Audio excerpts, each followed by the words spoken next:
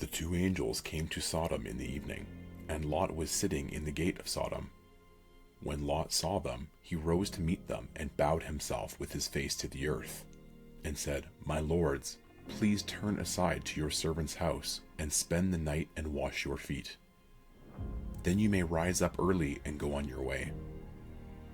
They said, "No, we will spend the night in the town square." But he pressed them strongly, so they turned aside to him and entered his house.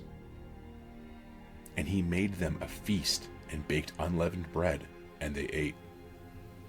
But before they lay down, the men of the city, the men of Sodom, both young and old, all the people to the last man, surrounded the house. And they called to Lot, "Where are the men who came to you tonight? Bring them out to us, that we may know them." Lot went out to the men at the entrance, shut the door after him, and said, "I beg you, my brothers, do not act so wickedly. Behold, I have 2 daughters who have not known any man. Let me bring them out to you, and do to them as you please. Only do nothing to these men, for they have come under the shelter of my roof." But they said, "Stand back." And they said, "This fellow came to sojourn, and he has become the judge? Now we will deal worse with you than with them." Then they pressed hard against the man Lot, and drew near to break the door down. But the men reached out their hands and brought Lot into the house with them and shut the door. And they struck with blindness the men who were at the entrance of the house, both small and great, so that they wore themselves out groping for the door. Then the men said to Lot, "Have you anyone else here, sons-in-law, sons, daughters, or anyone you have in the city? Bring them out of the place. For we are about to destroy this place, because the outcry against his people has become great before the Lord, and the Lord has sent us to destroy it." So Lot went out and said to his sons-in-law, who were to marry his daughters, "Up, get out of this place, for the Lord is about to destroy the city." But he seemed to his sons-in-law to be jesting. As morning dawned, the angels urged Lot, saying, "Up, take your wife and your 2 daughters who are here, lest you be swept away in the punishment of the city." But he lingered. So the men seized him, and his wife, and his 2 daughters by the hand, the Lord being merciful to him, and they brought him out and set him outside the city. And as they brought them out, one said, "Escape for your life. Do not look back or stop anywhere in the valley.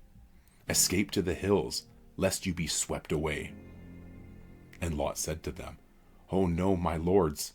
Behold, your servant has found favor in your sight, and you have shown me great kindness in saving my life.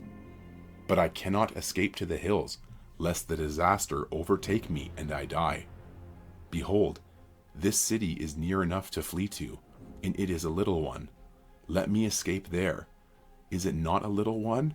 And my life will be saved." He said to them, "Behold, I grant you this favor also, that I will not overthrow the city of which you have spoken. Escape there quickly, for I can do nothing till you arrive there." Therefore the name of the city was called Zoar. The sun had risen on the earth when Lot came to Zoar. Then the Lord rained on Sodom and Gomorrah sulfur and fire from the Lord out of heaven. And he overthrew those cities, and all the valley, and all the inhabitants of the cities, and what grew on the ground. But Lot's wife, behind him, looked back, and she became a pillar of salt. And Abraham went early in the morning to the place where he had stood before the Lord, and he looked down toward Sodom and Gomorrah, and toward all the land of the valley.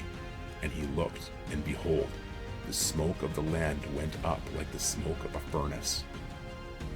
So it was that, when God destroyed the cities of the valley, God remembered Abraham, and sent Lot out of the midst of the overthrow, when he overthrew the cities in which Lot had lived. Now Lot went up out of Zoar, and lived in the hills with his 2 daughters, for he was afraid to live in Zoar. So he lived in a cave with his 2 daughters. And the firstborn said to the younger, Our father is old, and there is not a man on earth to come into us after the manner of all the earth. Come, let us make our father drink wine, and we will lie with him, that we may preserve offspring from our father. So they made their father drink wine that night. And the firstborn went in and lay with her father.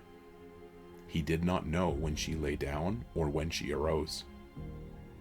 The next day, the firstborn said to the younger, Behold, I lay last night with my father. Let us make him drink wine tonight also. Then you go in and lie with him, that we may preserve offspring from our father. So they made their father drink wine that night also. And the younger arose and lay with him.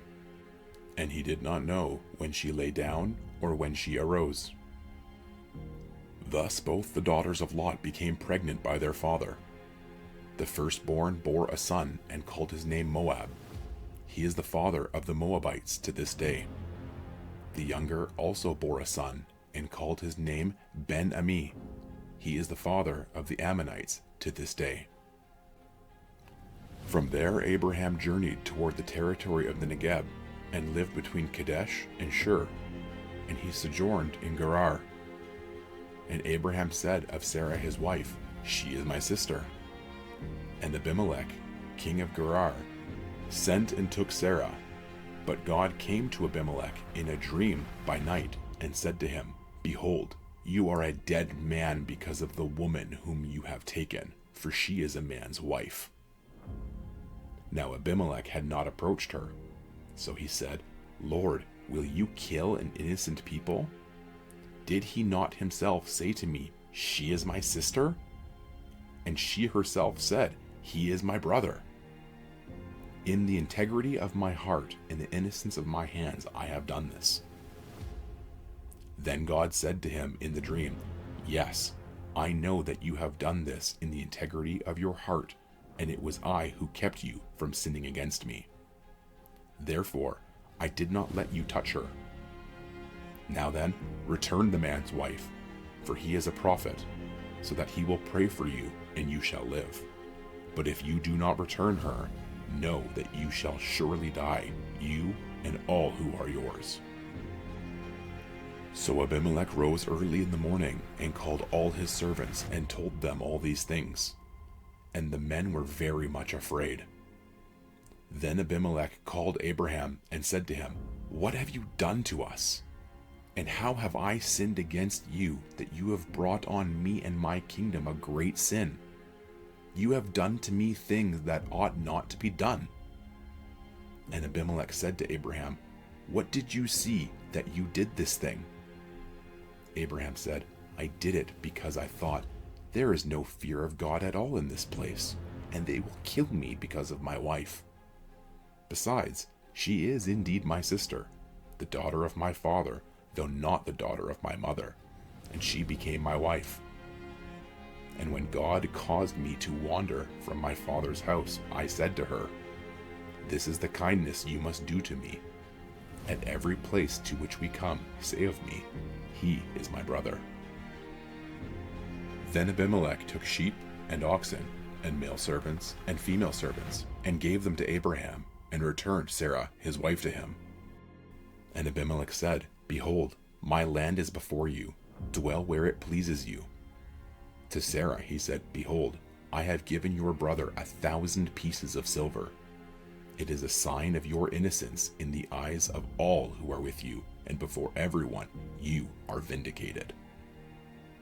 Then Abraham prayed to God, and God healed Abimelech, and also healed his wife, and female slaves, so that they bore children. For the Lord had closed all the wombs of the house of Abimelech, because of Sarah, Abraham's wife. The Lord visited Sarah as he had said, and the Lord did to Sarah as he had promised. And Sarah conceived and bore Abraham a son in his old age, at the time of which God had spoken to him. Abraham called the name of his son who was born to him, whom Sarah bore him, Isaac. And Abraham circumcised his son Isaac when he was 8 days old, as God had commanded him. Abraham was 100 years old when his son Isaac was born to him. And Sarah said, God has made laughter for me. Everyone who hears will laugh over me." And she said, "Who would have said to Abraham that Sarah would nurse children? Yet I have borne him a son in his old age." And the child grew and was weaned. And Abraham made a great feast on the day that Isaac was weaned. But Sarah saw the son of Hagar, the Egyptian, whom she had borne to Abraham, laughing. So she said to Abraham, "Cast out this slave woman with her son, for the son of this slave woman shall not be heir with my son Isaac." And the thing was very displeasing to Abraham on account of his son. But God said to Abraham, "Be not displeased because of the boy and because of your slave woman. Whatever Sarah says to you, do as she tells you, for through Isaac shall your offspring be named.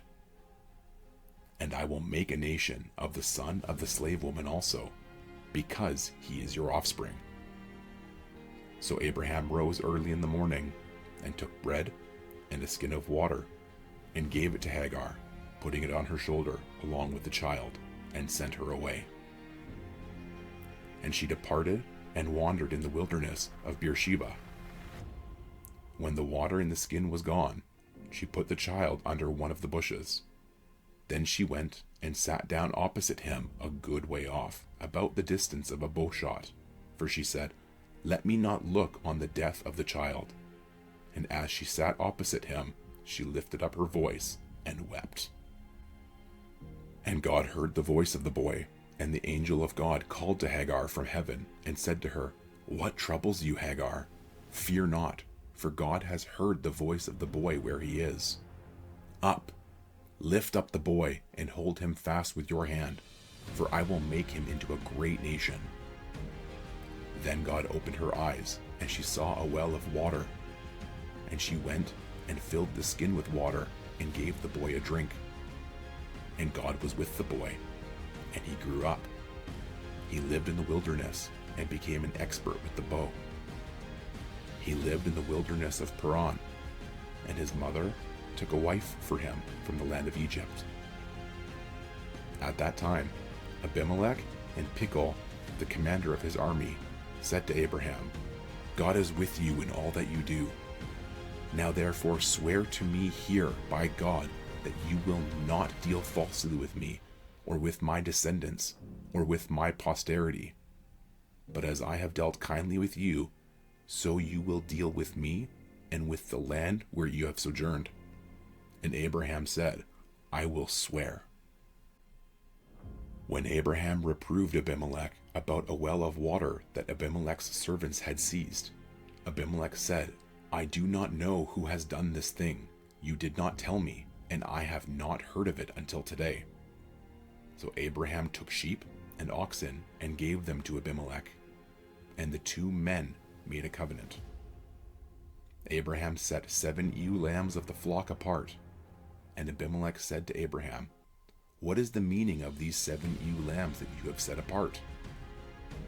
He said, "These 7 ewe lambs you will take from my hand, that this may be a witness for me that I dug this well." Therefore that place was called Beersheba, because here both of them swore an oath.